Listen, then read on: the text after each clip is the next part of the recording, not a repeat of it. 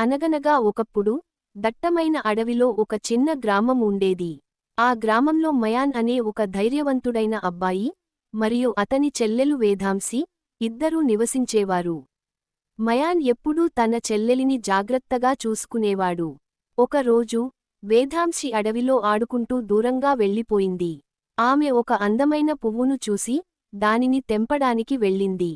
కాని ఆమె దారి తప్పిపోయింది. మయాన్ తన చెల్లెలు కనిపించకపోవడంతో కంగారు పడ్డాడు. అతను వెంటనే ఆమెను వెతకడానికి అడవిలోకి వెళ్ళాడు.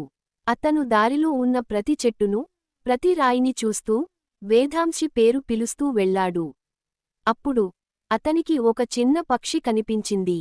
ఆ పక్షి తన చెట్టు కొమ్మలో నుండి కిందకు పడిపోయింది. మయాన్ ఆ పక్షికి సహాయం చేశాడు. పక్షి చాలా సంతోషించి మయాన్కు వేదాంశి ఉన్న దారిని చూపించింది. మయాన్ పక్షి చూపించిన దారిలో వెళ్ళాడు.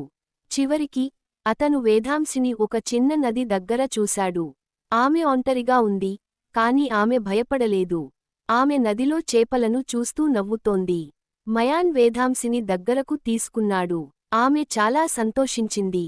వారు ఇద్దరూ కలిసి ఇంటికి వెళ్లారు.